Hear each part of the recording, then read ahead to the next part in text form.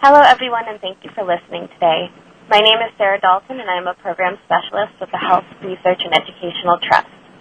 Welcome to the fourth mini presentation in the CAUTI ED Cohort 9 Educational Webinar Series. Today's topic is Aseptic Catheter Insertion Practices in the ED. We encourage you to watch the short presentation with your team.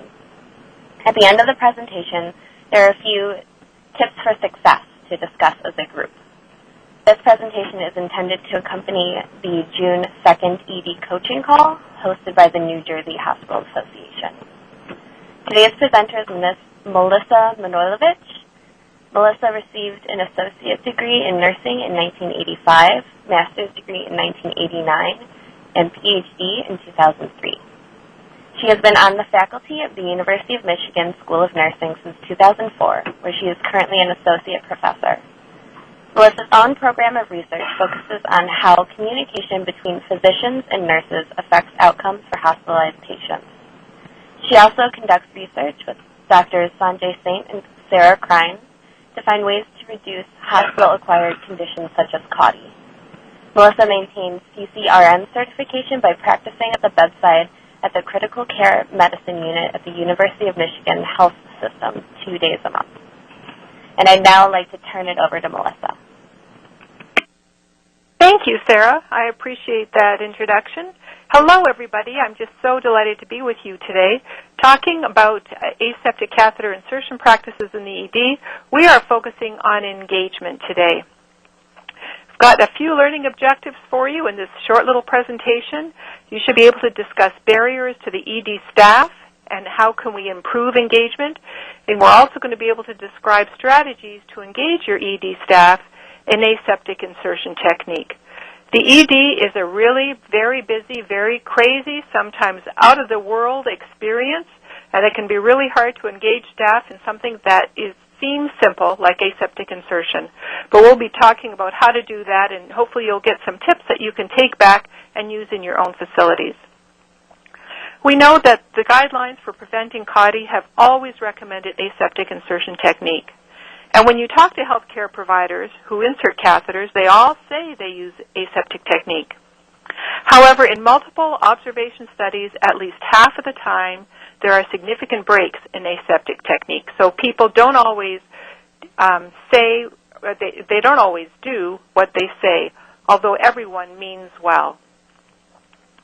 The healthcare providers may not have the skills to maintain aseptic technique given the work environment constraints. So when you think about how you learned to insert a catheter way back in the day, it was probably in a very controlled environment. You probably had an instructor right there nearby. You may have first learned on a mannequin. It was all very structured and everything was laid out for you nicely, and you could take your time. And then, boom, you're in the job and you're at the bedside and you're in the ED, and all of a sudden that environment that you're supposed to actually be inserting the catheters in bears no resemblance whatsoever to how you learned how to do it. Even physicians learn how to insert catheters, and where do they learn? Most of them as med students in the OR, where the patient is already asleep, draped in sterile gowns. Everything is already sterile and makes it very, or at least much easier to insert catheters in that environment as well. So that's one problem to aseptic insertion is lack of knowledge, meaning that lack of knowledge of how to insert catheters in the chaotic environments in which we work. Another reason may be that healthcare providers may observe their peers inserting catheters and notice that asep technique is not used. So when you think about you learn to do it one way in school, and then you go out into the work world and you see what your peers do, and it's like, oh, well, my peers aren't doing what they were taught in school, so why should I? What are some strategies that you can use to overcome? Well, first of all, as always, we first have to make sure that there's an appropriate indication for catheterization. There was actually a study done, I think back in 2007, that showed that when catheters were inserted for inappropriate reasons, many more cases of CAUTI developed. So we should just be clear about that at the top of the list. Make sure that your patient has an appropriate indication for catheterization. What you can do is you can review catheter insertion technique during annual competency testing. We have what is called a blitz, where we have to go annual testing on BLS, on other, glucometer updates, etc. So aseptic insertion technique could be part of that annual competency testing. If you're in a facility that has techs or non-licensed personnel insert catheters, you can require that there be oversight for catheter insertion by a licensed provider. It can be an important little tool to develop a policy on catheter insertion techniques if none is in place, so that new nurses or new techs can go to the policy and read about it up front to refresh their memory or to understand how it's done in your facility. And then you can use a variety of checklists. Checklists are a great way because inserting the catheter does follow a set series of procedures or a set of steps. So using a variety of checklists can also help overcome that lack of knowledge. Lack of importance is another reason, or it can be another barrier to successful insertion of listen to me. It can be another barrier to aseptic insertion of catheters. Activities that are strictly within the nursing domain may not be perceived as being very important or much value compared to activities that cross disciplinary boundaries. And what I mean by that is that nurses, when we do our work, we do it behind closed curtains. It's hidden away from the public eye, of course, understandably, to maintain patient autonomy and privacy. However, when we do that, no one gets to see the great job that we do or the work that is done, and we ourselves don't toot our own horns, being the modest healthcare providers that we are. And so it seems to lose its importance. However, when a doctor goes to insert a central line, or when an art line goes in, or the room is filled with people, there's lights, there's camera, there's actions, it all gets a lot of attention, and wow, what they're doing seems to be very, very important compared to what nurses do behind closed curtains. So it doesn't seem very important. In addition, there's a lack of importance around catheter insertion if it's perceived as a set of tasks. So it's just another task for me to do. It's just something else to be checked off on my list of tasks. And if we don't think about catheter insertion as a component of evidence-based practice, then again it loses some meaning and some importance. So what can we do to overcome this lack of importance? Well, I think we have to think of aseptic insertion as a component of evidence-based practice no matter what the discipline is.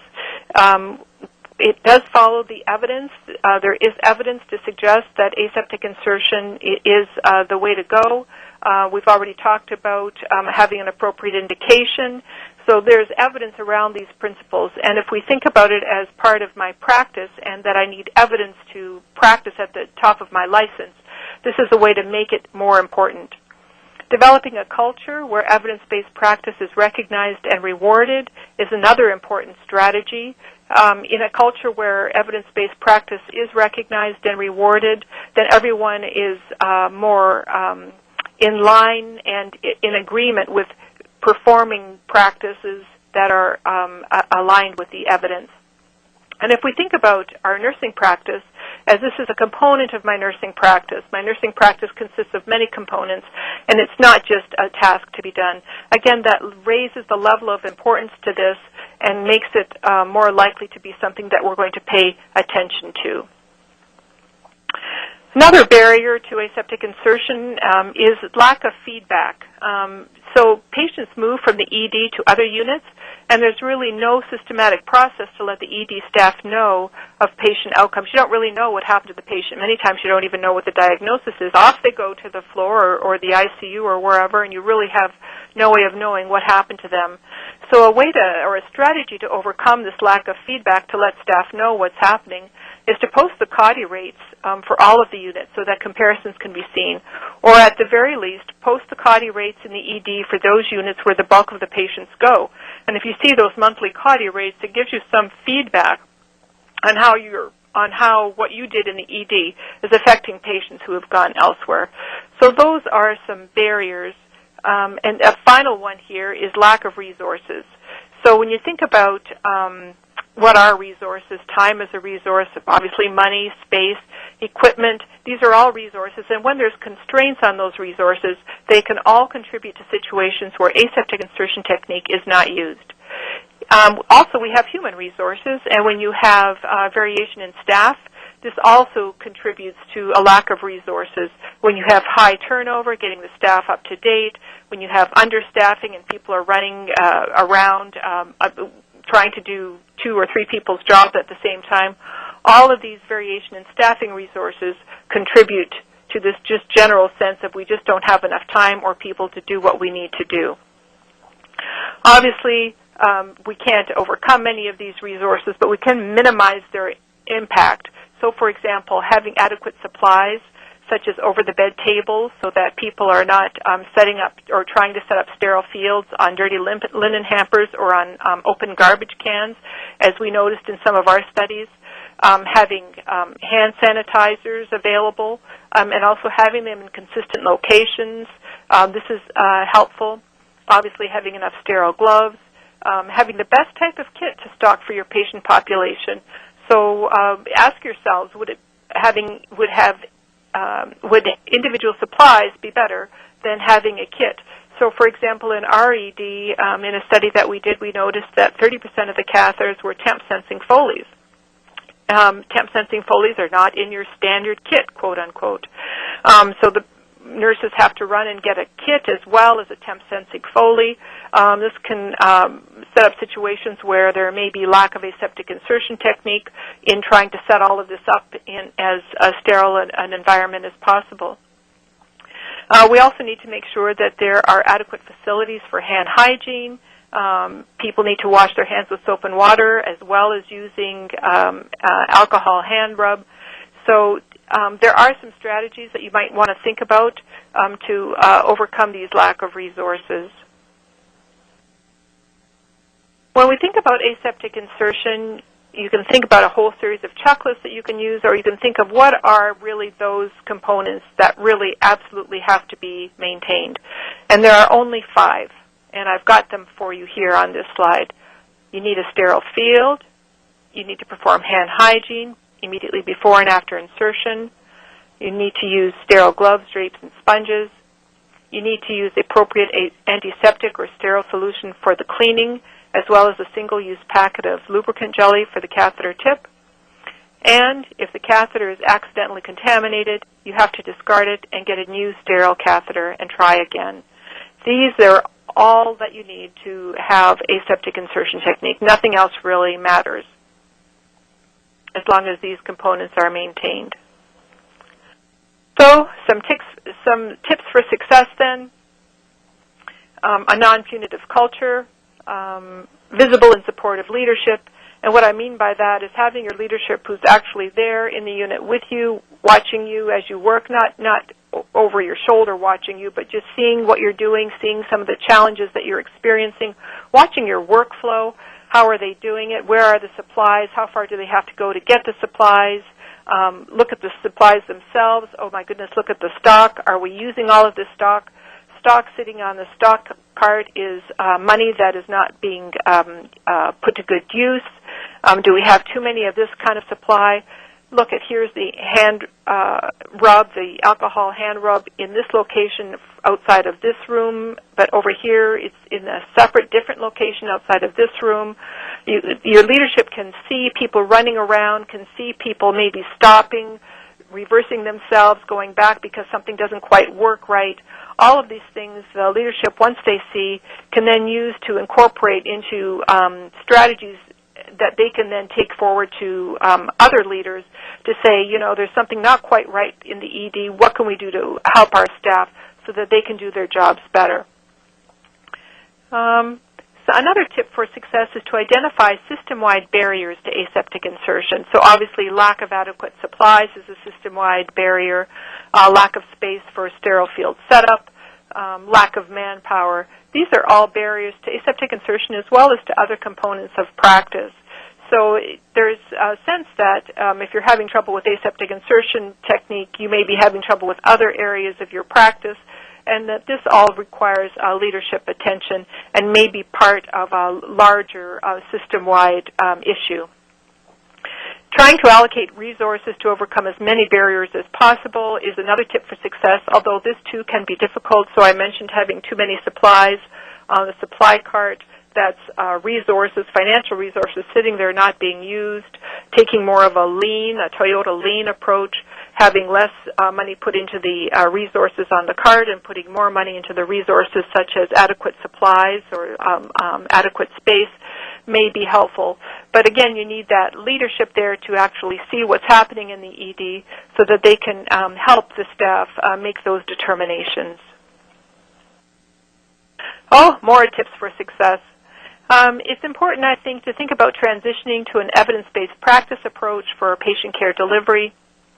There are many evidence-based practice models available to choose from, and they all provide guidelines for enlisting staff support and buy-in. When I talked about having your visible and supportive leadership, it wasn't just to do, the grand tour through the unit and then go back to the office suite, but to actually talk with staff, engage with staff, also listen to staff, and to take from the staff lessons that they can move forward and come up with a strategic plan. Enabling collaborative and decentralized decision-making, this is all part of this same thing that I'm talking about. By having the people who are at the point of care involved with the decision-making, it helps to engage them further, and it also helps to make sure that the leadership is seeing and hearing right from those who are providing the care. And obviously this involves then allowing nurses to make decisions that affect their practice. So these are all some tips for success to overcome the barriers that we started off this little mini presentation with. I hope that there's lessons here that you can use and take back to your facilities, and I will make sure that I'm available to answer any questions that you may have. And now I'm going to turn it back over to Sarah. Thank you so much, Melissa. And thank you for taking the time to view this mini presentation today. Please remember to fill out an evaluation of this presentation at the link shown on this slide. We hope that you'll join us for the upcoming June 2nd ED coaching call at 2 p.m. Eastern Time, where, as Melissa mentioned, she will be available to answer any questions that you have related to the content of this presentation. Thank you again for listening.